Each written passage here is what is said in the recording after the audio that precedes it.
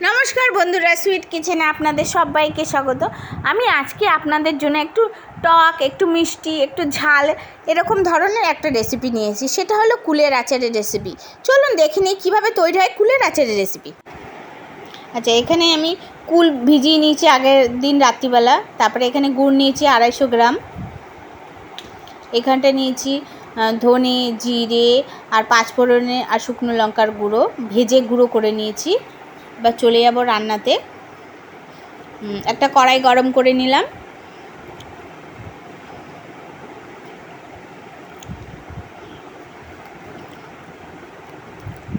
তার মধ্যে 1 বাটি জল দিলাম।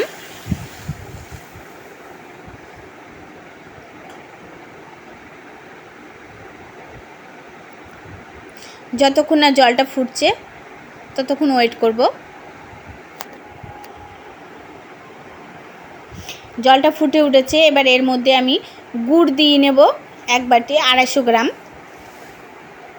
কুচি করে নিয়েছি গুড়টা। এবার এটাকে ভালো করে নাড়া দেব।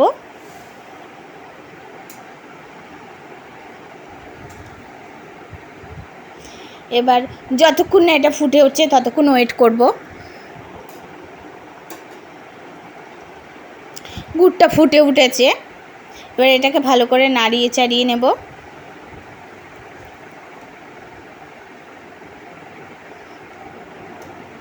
আর একটু ভালোভাবে ফুটে উঠেছে গুড়টা। এবার এর মধ্যে আমি কুলগুলো দিয়ে দেব।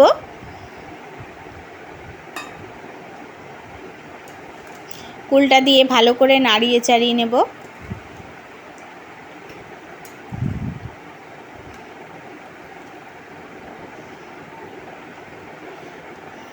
এবার যেই ফুটে উঠবে তারপরে একটু ভালো করে একটু ভালো করে নাড়িয়ে চাড়িয়ে নেব। কুলগুলো আমার নরম হয়ে গেছে। এবার এর মধ্যে আমি মশলা দেব।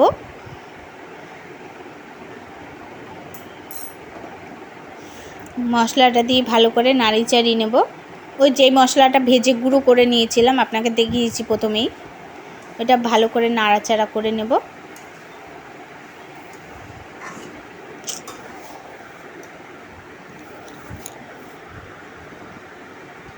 তৈরি হয়ে গেল আমাদের কুলের রেসিপি। কুলের দারুণ আচার, মিষ্টি, টক, ঝাল। দেখুন আমাদের কুলের আচারটা কত ভালো হয়েছে।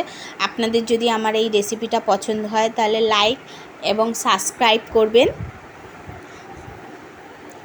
এবং কমেন্টস করবেন। আপনারা আমার পাশে থাকবেন। ধন্যবাদ।